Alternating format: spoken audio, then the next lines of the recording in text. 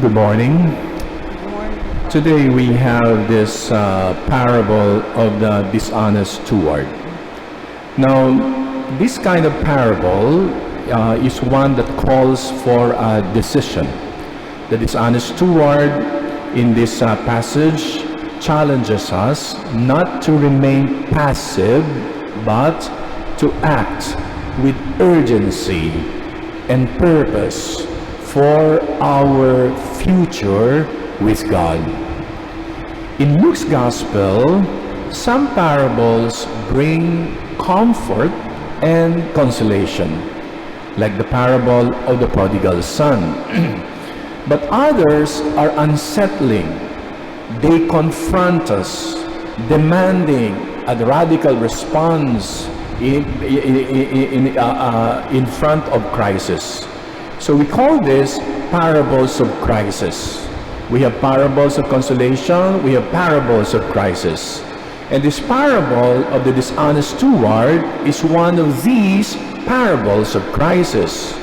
It calls us to make decisive changes to secure our heavenly future before time runs out. Now, Luke often tells of characters with relatively high status in the midst of parables of crisis, relative high status, who encounter a crisis and must seek help from those lower on the social ladder. If you look at some of the parables of crisis of Saint Luke, meron dyan yung mga tao na nasa mataas na lugar sa lipunan, pero ang solusyon ng kanilang crisis ay matatagpuan sa mga taong nasa ibaba nila. Ilang example. In the story of the Good Samaritan, a Jewish man beaten and left for dead is helped not by one of the Jews, but by a Samaritan considered an outsider and enemy of the Jews. The Samaritans are looked down by the Jews. Sunod, the prodigal son. He was once so full of himself, and then he finds himself so desperate that he hopes to join the servants of his father's property.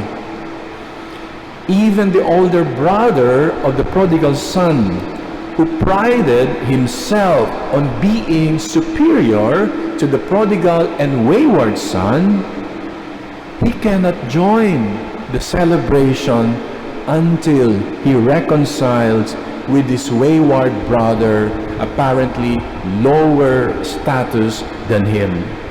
In the story or the parable of the rich man and Lazarus, the rich man who ignored the poor man at his gate during his life on earth and out there in heaven begs for Lazarus' help in the afterlife.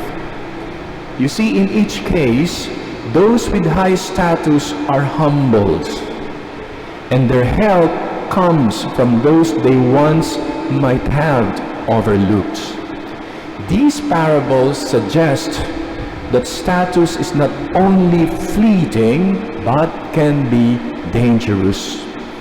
The dishonest manager in today's passage, once in control of his master's wealth, must suddenly rely on the goodwill of his master's debtors to secure his future. The Lord praises him not for his dishonesty, but for his shrewdness. He sees his situation clearly and acts accordingly. He is willing to reach down, to go down to those below him in social rank to save himself and save his future. So this parable invites us to reflect on our own lives. Are we willing to make that step? To make that step when we need to reach down and go down, to find grace and God's presence among those who may lie below our social status. Our faith calls us to keep a humble connection with the lowly, with the poor, with the forgotten, and with the unloved. May we have the wisdom to find God's grace in the places we might least expect it. Amen.